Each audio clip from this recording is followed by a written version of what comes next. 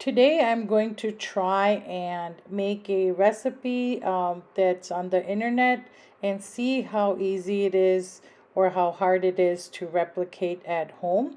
So while searching the internet, I was looking for an easy recipe I could make for under 30 minutes and with minimum ingredients or ingredients that are easily available at home.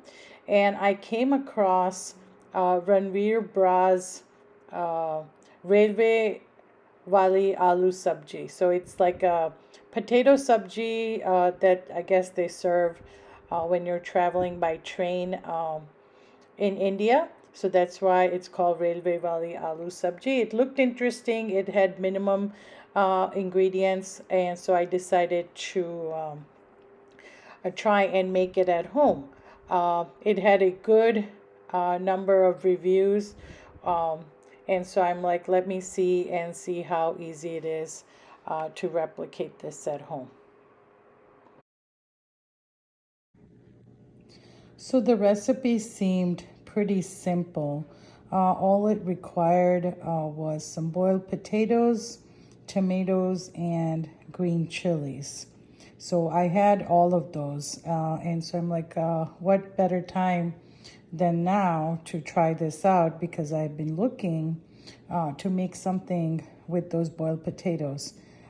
So I decided to give this recipe a try.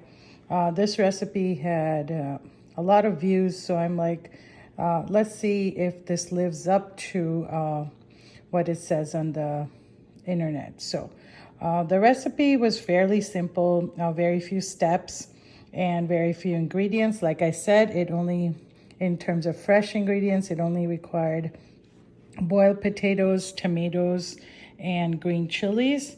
And then the rest of it, it was oil, cumin seeds, red chili powder, turmeric powder, and coriander powder, and then salt to taste. So, of course, we have the spices at home, so I didn't need to buy anything special. I already had the potatoes and tomatoes and the green chilies in my refrigerator, so it was fairly easy to find all the ingredients. Now, the recipe says it cooks, when I add up all the time, it looks like it cooks in less than half hour. So again, a very quick dish to try, and let's see how it comes and how the recipe is written, if it's easy to follow, and then how does it turn out. So please follow along as I make Ranveer Brar's railway wale aloo sabji. It has no onions, no garlic, no ginger, just tomatoes, potatoes, and green chilies. Now, as you can see, I've already diced my potatoes. The recipe says 2 medium potatoes boiled and roughly cut. That's what I have. Now, for the tomatoes, it says 5 tomatoes finely chopped. I'm not going to chop the tomatoes. I have a small blender and I'm just gonna coarsely blend it. Just easier than trying to chop all the tomatoes. Now I only had 4 tomatoes instead of 5, but again, these are fairly large tomatoes, so I think I can get away with it. So I'm gonna go ahead and try this recipe. One thing I like to do before blending tomatoes or before cooking tomatoes is take the seeds out. So that's what I have done. I've cut the tomatoes in quarters, and then I'm going to put the pieces in my blender, like a mini grinder, and then grind it roughly. And just like that, the tomatoes are not pureed, but I would say roughly blended. Okay, so they're a little bit finer than roughly chopped, but again, it was convenient to just grind it, so I did. And then here are the chilies. Now I'm going to try to follow the recipe as close to the original as possible. If I do any changes, I will mention it. So the only change so far I have done, I've used 4 chilies instead of 3 because we really like our food very spicy. I guess if you don't want it spicy, you could even use less than 3. It's the chilies just add the heat, so it's up to the preference of of the person making and eating it. And then the second change I've made is instead of roughly chopping the tomatoes, I've just coarsely blended it. Okay, the recipe calls for 3 tablespoons of oil, and that's what I have. I'm just using plain canola oil, and I'm heating it at about a medium low, and I'm waiting it for it to get hot, and then I'll add my cumin seeds. Here is my masala dabba. Here's where I keep all my spices. I have cumin, I have methi, which is fenugreek seeds. I have coriander powder. I have garam masala, red chili powder, turmeric, and mustard seeds. For a second, I forgot what that was. Anyway, the recipe is calling for 1 tablespoon of cumin seeds, so that's what I'm going to add to my hot oil. Okay, I've added the cumin seeds. I'm giving it a few seconds to get nice and toasty in the oil. They're like taking a little sizzling bath in the oil. And then once that's done, it's asking me to add my chopped green chilies. All right, the chili peppers have sizzled. Now I'm adding coriander powder, chili powder, and my turmeric. I'm gonna give it a second. That's a different thing about this recipe. Is to add the spices before adding any of the vegetables. So I'm giving it a minute, and I'm going to add my tomato puree. Let it sizzle.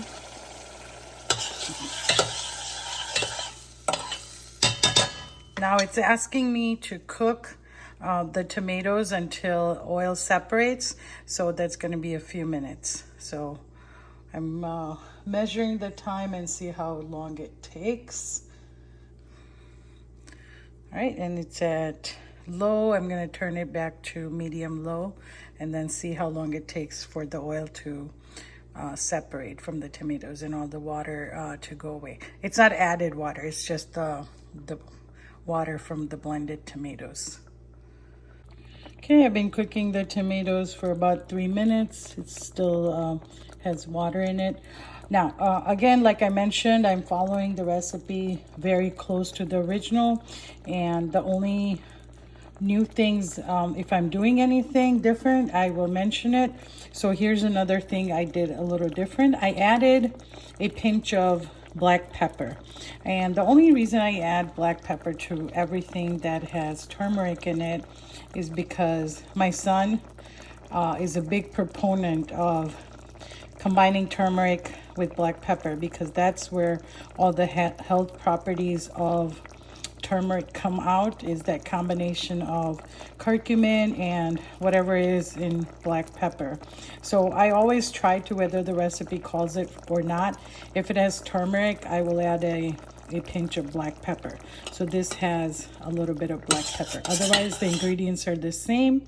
I have not added the salt because the recipe says to add salt later, so I have not added the salt. So far, this has oil, and then when it was hot, I added the cumin seeds. When the cumin seeds sizzled, I added the green chilies, and then gave it a minute. Add the 3 spices, red chili powder, turmeric, and coriander powder. Add the tomato puree, and now I added just a pinch of black pepper, and I'm waiting for the tomatoes to cook properly. Okay, so it has been about 12 minutes. The tomatoes have cooked nicely. I can see that the oil has separated. So I just added a 1 small spoon of salt, and now I'm going to add the boiled potatoes.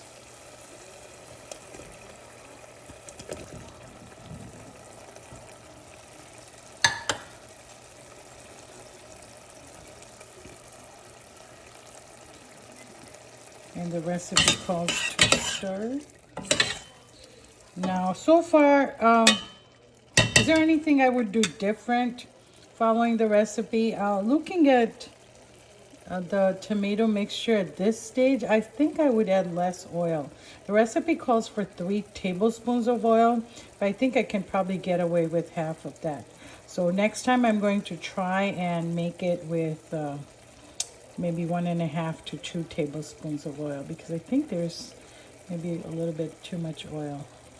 But it looks really good. And it was, again, easy. It's still not been half hour since I started. So still under half hour. So it says to cook the potatoes this way for about 5 minutes, and then add some water, and then cook an additional 5 to 10 minutes. The potatoes have been cooking for about a couple minutes. I'm going to now add about a cup of water, and then stir and let it cook for 5 to 10 minutes. And it looks like the aloo sabji is done. It's nice and bubbly. It has been cooking for about 10 minutes. So start to finish, I would say under half hour. So it was a fairly easy recipe to make. I had all the ingredients. The ingredients are usually in the refrigerator, so there wasn't anything extra I had to buy. The spices were all common spices. So I would say this was a fairly easy recipe to make. Even a beginner cook can make this. Now, like I said, if I do anything different while cooking, I will mention it. So here's another thing I'm doing different. This is dried methi, kasuri methi powder, and I'm going to add that as a last step. I love kasuri methi. I add it to almost every vegetable dish and dals. It just, I don't know what it does. It's like magic. It adds like that umami flavor. It makes everything taste better. So that's the only other different thing, is I added that about 1 small spoon of kasuri methi powder. And it's done. So the only thing I have to do is add some chopped coriander leaves on top, and then plate it and serve.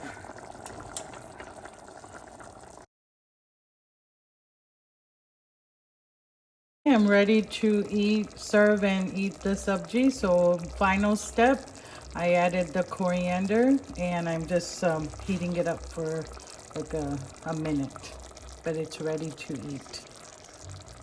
All right, I have plated the sabji, and the only the way I'm serving when compared to the Ranveer Brar's plating of his sabji is, instead of puri, I'm serving it with just tawa roti, and instead of just tomatoes, I am serving it with a little tomato onion kachumber. So that's the only difference. But the sabji, I have made it exactly as what the recipe called for, except for that addition of a little bit of kasuri methi at the end. I tasted the sabji. It is delicious. So overall, I would say this was a recipe that was easy to follow. It's tasty, and I made it under 30 minutes. So my review of Ranveer Brar's Railway Aloo Sabji is that it's easy to make. The steps were easy to follow, and I could make it under 30 minutes.